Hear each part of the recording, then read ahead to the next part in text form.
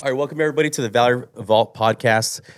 This is our episode 2 with our first guest. We have a special guest today, John Tolson, and we had to do a little. 2.125. Yeah, we had to do a little bit of a redo here, but thank you, John. So a little audio issue, but yeah, thank you so much for joining us today, John. Everybody, so anyone that's listening, anyone that's watching, please subscribe, like, and please comment if you ever have any questions. We can answer some of them in the future. But I really appreciate everybody watching and listening. But we have a great guest today. He's somebody that's really made a big impact in the community in Simi Valley, and we're very honored to have him here.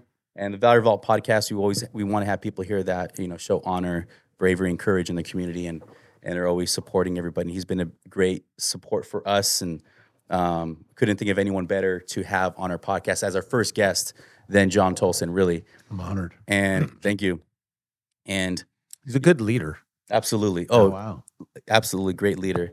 And so yeah, we're going to be going over some things. His background, he works for the Chamber of Commerce and he has a business background. He's also the chairman of the Planning Commission for the city of Simi Valley. So anyone that's listening or watching, if you're in real estate lending or real estate development, you're going to want to listen in. We're going to be asking him some questions about that towards the end. So it's going to be impact your business and your career potentially what happens in this community, because there's going to be some big things going on in this city, and so you're going to want to wait till the end. We're going to be talking about that, but we're going to get to know John and ask him about what he did before, what he does currently, and what's going to be happening in the future for him. And Share, like, and subscribe. yeah, absolutely. And also, yeah, make sure you share too and subscribe.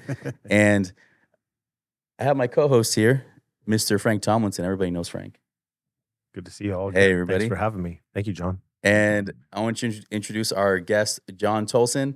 So yeah, I just want to get everything started. John, he's been great to us. So yeah, thank you for being on the podcast. Appreciate you. I know we're kind of going through some questions over again, but yeah, tell us a little bit about yourself, your background. I know we were talking about before we started this. We were asking you some questions about your background, what you did in business, and you kind of get into that, and then we'll go from there. No problem. Let's Yeah. let's go for it.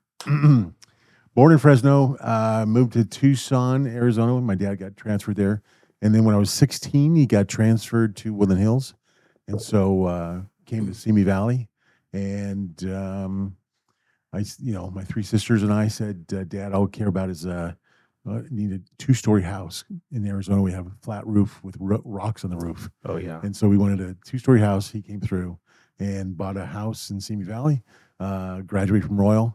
And, I have 3 kids. They all graduated from Royal. Yeah. When my oldest was there, a couple of the teachers were still the ones that I had. And I thought, oh my gosh, it's time for them to move on. Anyway, my claim to fame, a lot of people don't know, but they know about, as I owned a retail store in Chatsworth for 18 years. And it is a kind of a unique kind of store, not the typical retail store. It was a costumes, balloons, and magic store. It was called Magic World. And right on Topanga between Devonshire and Lassen. Anybody who grew up in the valley, for the most part, used to know about our store. And because of the nature of the industry, of the things we sold, we would do a lot of costumes. Halloween was a huge time for us. Mhm. And we would do costumes for TV shows and full-length movies and commercials and that kind of thing. We would do costumes for the Tonight Show. Johnny Carson would come up. He lived in Malibu, drive up to Topanga. He'd stop by our store, pick up some magic because he's a budding magician, loved to do magic. Yeah. Then he'd go across to Burbank. But any of the opening scenes with Jay Leno, we would do the Judge Ito costumes during the O.J. Simpson case. The opening set, they would always do different costumes, and they'd get costumes from us. And Michael Jackson came in, and Muhammad Ali. So it was a a spot place to go for. Everyone knew that this was a spot to go. This You is bet. like way before like all the Amazons But and all wait, that. here's the deal. There's business owners here in town who came and would buy stink bombs from me. Oh, Oh, wow. But we won't name those names of those who they are. Wow. I You can I tell us remember that buying off those. air. Yeah. Was that Tell us those later. exactly? I remember buying those when I was in junior high, and I remember kids buying them. And I'm not going to say I did, but I did see people throw stink bombs in the hallways in junior high. And oh man, it was bad. Yeah, It was right. bad. Yeah. Excuse me, it was So- fun. Yeah, but it was fun. You're right about a claim to fame because I remember it. I remember that you used to have. I think that there was a gorilla and a pantsless Lone Ranger. that was out front, right? We, because of the nature of this, how busy the street was, we would try and get them to notice us. And so we would put balloons up on the above the store. We'd have guys in costumes and the gorilla suit. So going down Topanga, we'd have them across the street.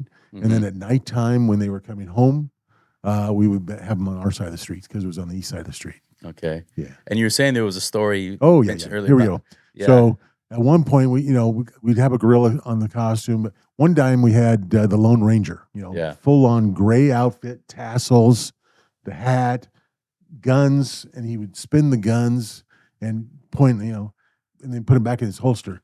I get a call from LAPD Devonshire Division saying, "Hey, John, we got to call someone. There's a man on the street pointing guns at the cars."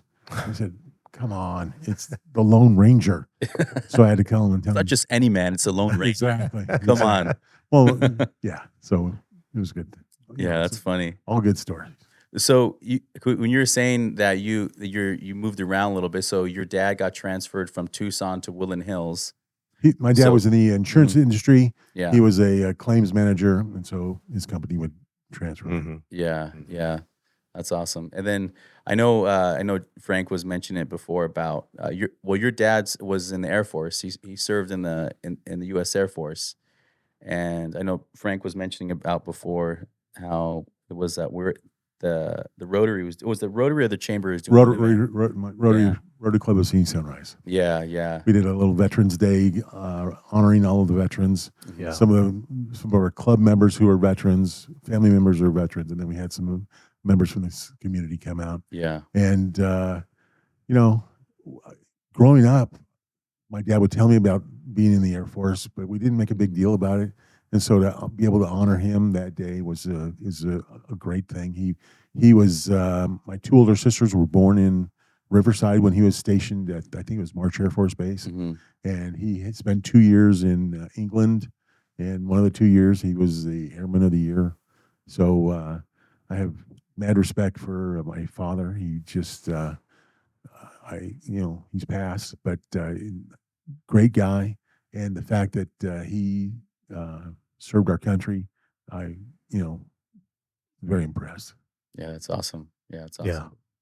Yeah, I appreciate that. And you can see, I mean, I saw the connection even that day in the admiration that you had for your dad. And so I'm moved by that. But that's something that I see from you, even when we talk about all veterans and all service people, that you hold them in high regard. And so we appreciate that, but we know that the service people appreciate that too. We have what we have is very special, very unique, especially living in Simi Valley is just amazing. But we have our freedoms because of the people who've in the past fought for our freedoms and currently who do. Just, I got mad Yeah. respect for them. Well, let me ask you. So, did your dad? Did he serve any other type of committees outside of work or military? Because it's something that people that don't know you, if you just look up John, John serves different. He's with the Chamber, with the Rotary.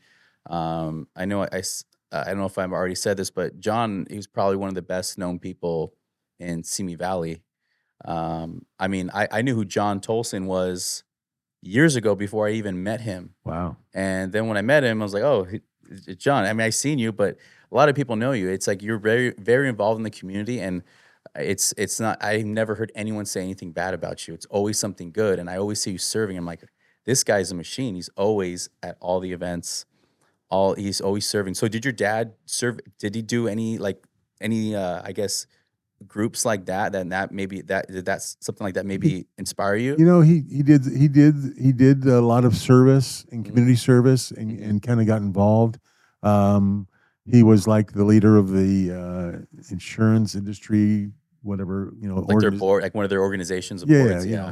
So I guess I saw that way Yeah. and instilled in me. I grew up a Boy Scout, which is, obviously you do a lot Okay. of service Yeah. and, kind of a military kind of vibe with the Boy Scouts. And so, it's in my blood, I guess. And I guess again, I love where I live. I think it's a very unique city, and I want to make it better. So, whatever I can do, I try to do. Yeah, that's great. Well, I think all of us have been. I've been here since I was a kid. Frank's been here for a long time too. So yeah, we agree. It's Watch it with the wisecracks, Alex. yeah, he's been here for a few years, but it's we have long running jokes, but with Frank, but it's just teasing him. But yeah, we I have wife, kids here. I've lived here since I was 6 years old. I'm 42, and I've thought about moving out of the city, but then my wife's, she's not from here. She's like, I love the city. It's a great city for our kids, for us. Yeah, and yeah, it's great that you say you want the city to get better.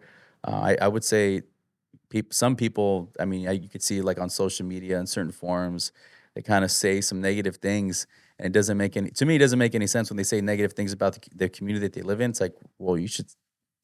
I get it. People, in their mind, they're thinking saying something negative is going to motivate people to improve something, but I think that's the opposite. It's, say something positive. So this way it'll, positivity will go out and then it'll improve, I guess certain businesses or the community. But this is a great community. The other part of it Yeah. too is get involved and make it better. Yeah. Get It's involved. one Yeah. thing to say, we should do this or you should do this.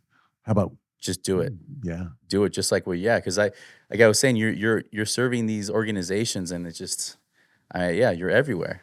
So when we talk about the planning commission, was that something that you decided to start serving in, or did you get pulled into it by somebody else? A little bit of both.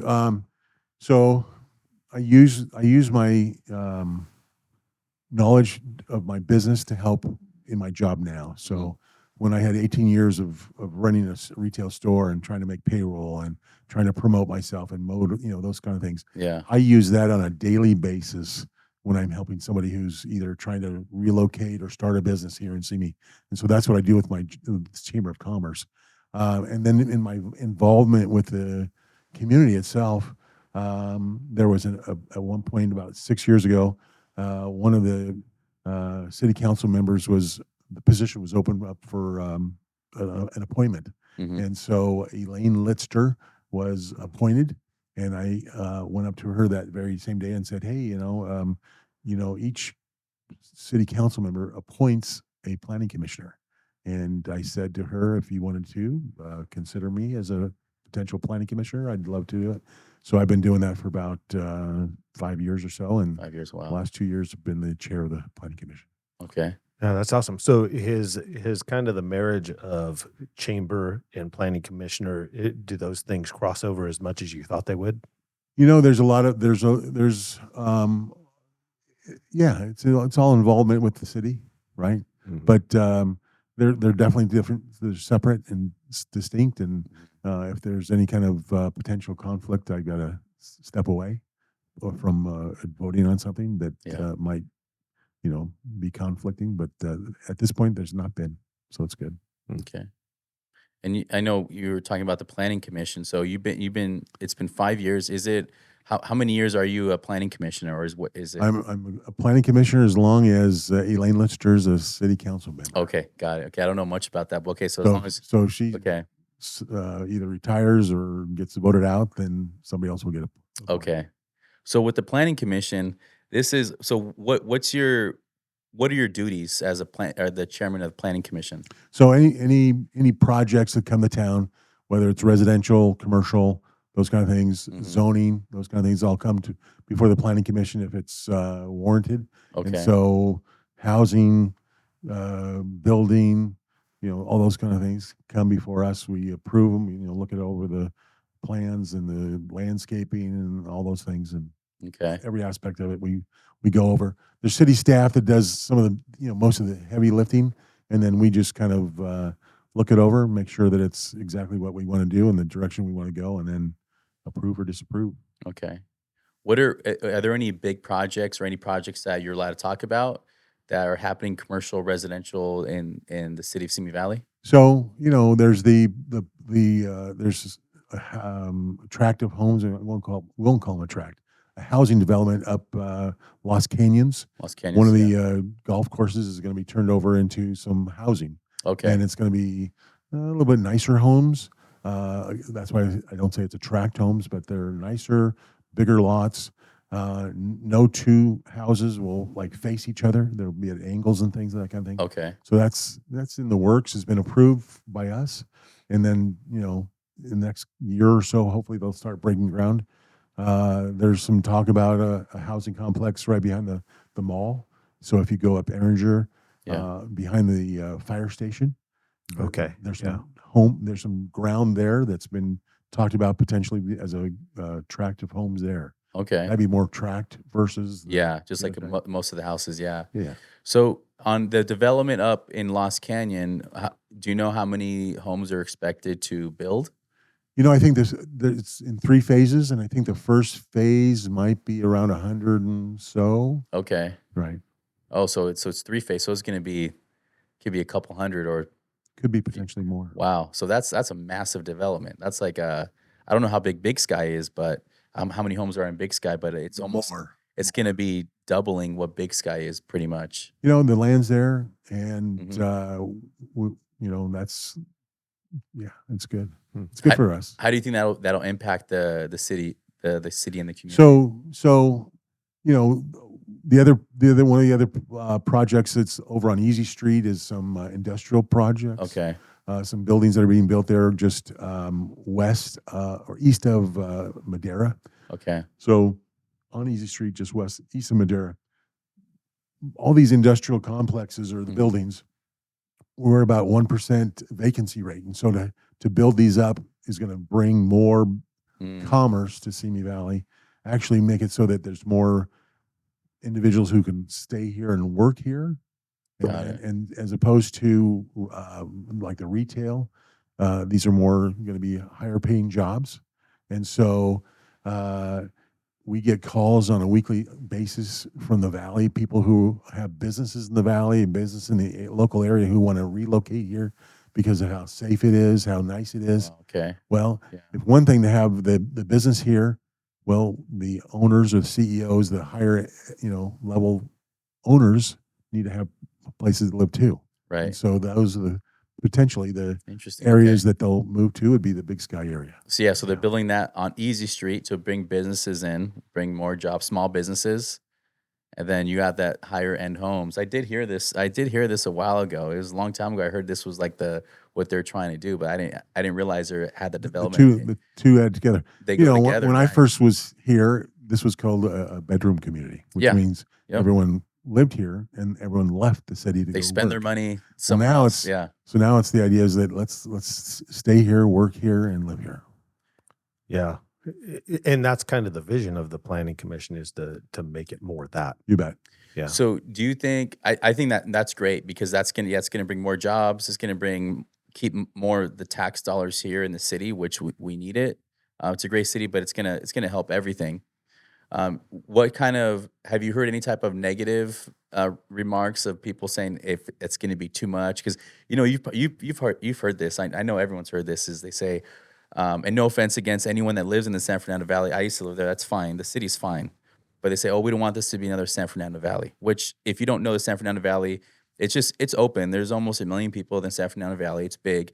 Simi Valley is There's no other cities really surrounding it. You have to get into Moore Park. It's not as easy like if you're in the valley, you're driving through because of the Bridge, hills. you end up with Chatsworth. Because of the hills, it becomes like a fence. Right? Yeah, the hills, Very like much, it's yes. kind of blocks us from everything. So it's much different. But have you heard any type of negative remarks like that or anything similar to that? You betcha. We had a project at the corner of Tapo and Alamo, where I know that one. Yeah, some apartment complexes there where they're being built right now, and a lot of people think they were too tall, too condensed, too close to the street. And as a matter of fact, we denied that project on the planning commission.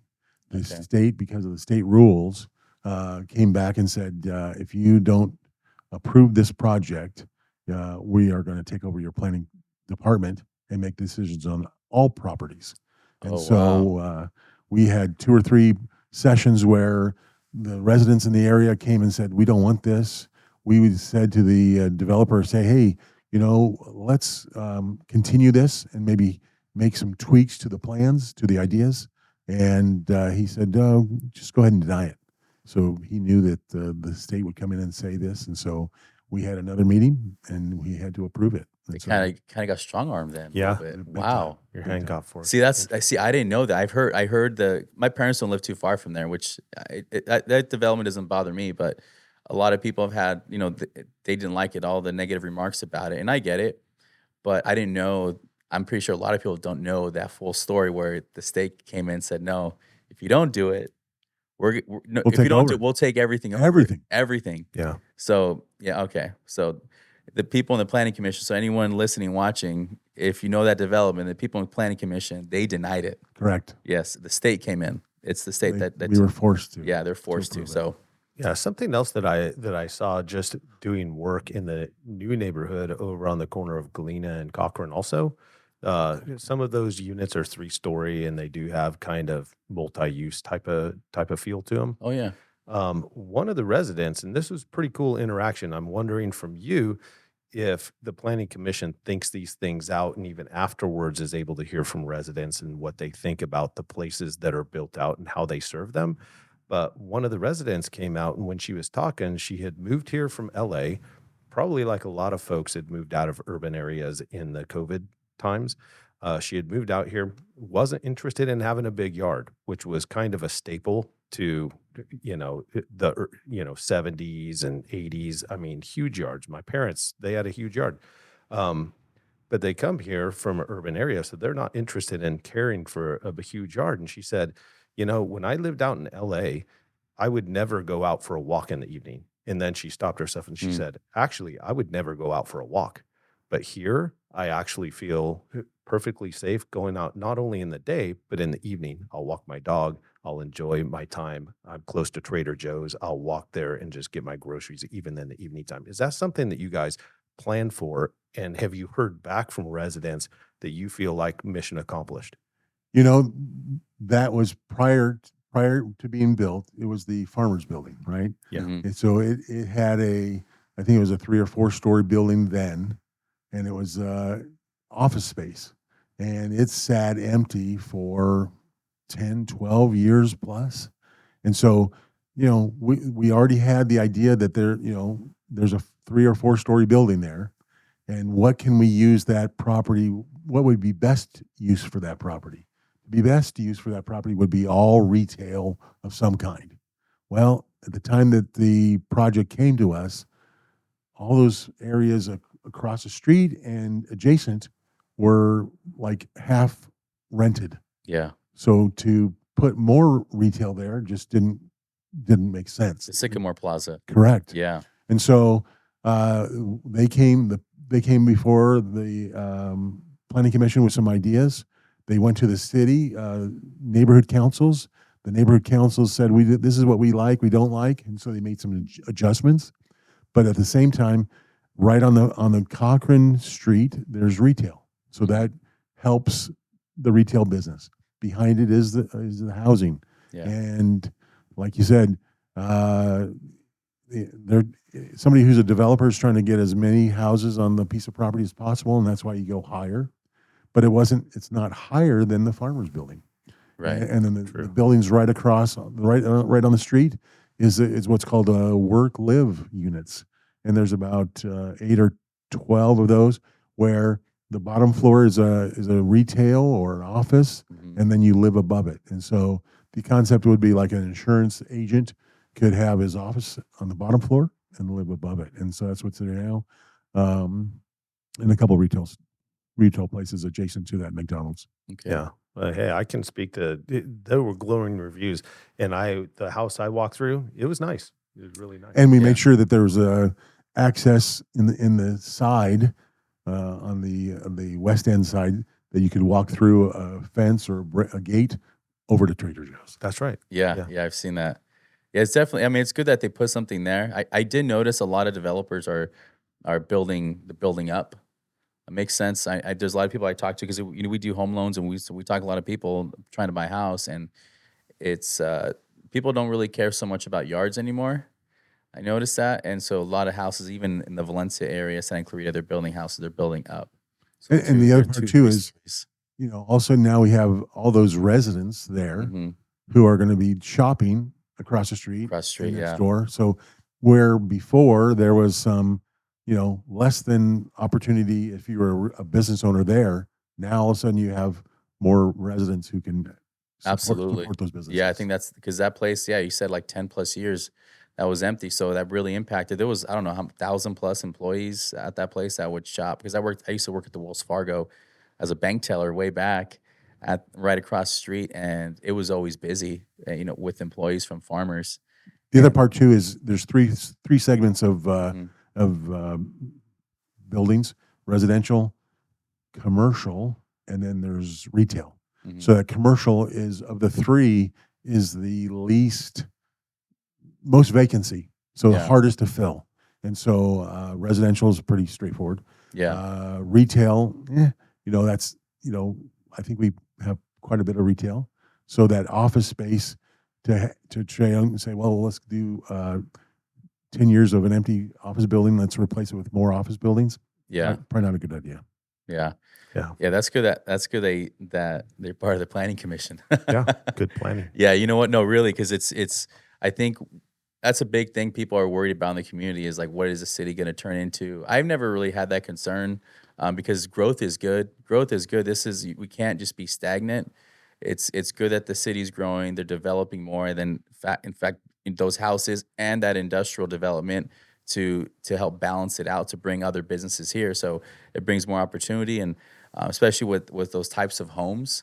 If they're gonna be more like executive level type homes, so you're looking at they're gonna be $1 million+ homes, which yes, that is a lot, but those are the homes those are incomes are going up, and also with those businesses coming in, that's that's gonna help, I guess.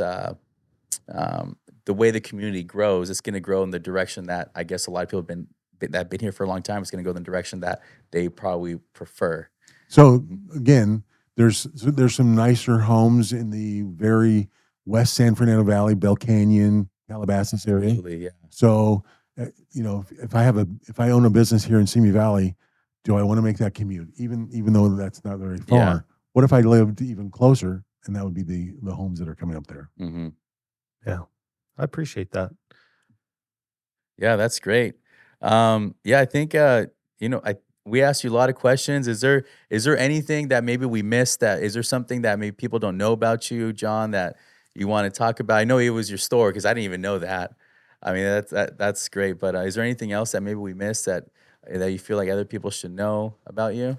No, I'm involved with the different organizations, whether it's Yeah. the Rotary Club of Simi Sunrise or interfaith community. So just get involved. Yeah. There's lots of opportunities to serve and pick something that you like and help make our city better. So You do yes. that well, you do that very well, and we definitely appreciate that. But I'm going to reserve the right Mm-hmm. to have John back at a future time. If anything changes, anything new comes to mind Yeah.